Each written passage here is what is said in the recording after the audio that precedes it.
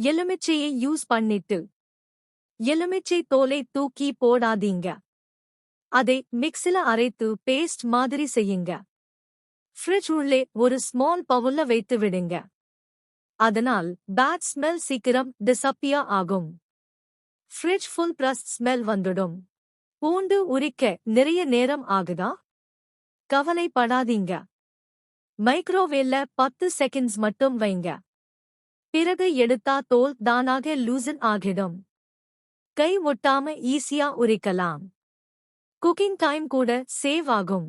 உப்பு டப்பாவில் உப்பு கட்டி கட்டியா ஆகுதா? அதுக்குள்ள கொஞ்சம் அரிசி போட்டு வைங்க. ரைஸ் மாய்ஸ்டரை அப்சார்ப் பண்ணிடும். உப்பு எப்போதும் பிரியா இருக்கும். இந்த ட்ரிக் பலருக்கும் தெரியாது. உருளைக்கிழங்கு வேக நேரம் அதிகமா?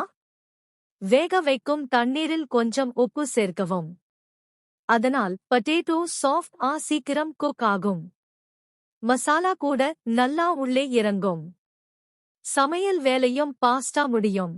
ஃப்ரிட்ஜ்ல வைத்த சாதம் காடாகுதா? ரீஹீட் பண்ணும்போது ஒரு ஐஸ் கியூப் சேர்க்கவும்.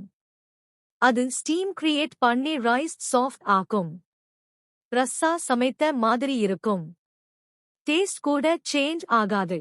தக்காளி நீண்ட நாள் கெடாம இருக்க வேண்டுமா? தக்காளி சீக்கிரம் சாஃப்ட் ஆகுதா? அதை கீழ்ப்பகுதி டவுன்னா வைத்து வைக்கவும். ஏன் உள்ளே போகாமல் இருக்கும். அதனால் டொமேட்டோ நீண்ட நாள் ஃப்ரெஷ். ஃப்ரிட்ஜ் லைஃப் கூட அதிகமாகும். தோசை தவாவில் ஒட்டுதா? தவா சூடான பிறகு வெங்காயம் தடவுங்க. பிறகு மாவு ஊத்தினா ஸ்மூத்தா வரும்.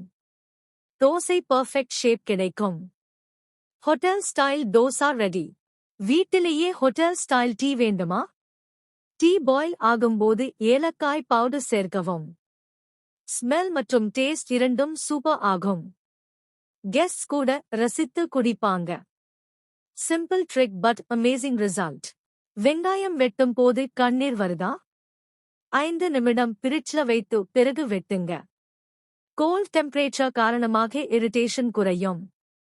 கண்ணீர் இல்லாம ஈஸியா கட் பண்ணலாம். கிச்சன் வேலை கம்ஃபர்டபிள் ஆகும். தேங்காய் சீக்கிரம் கெடுதா?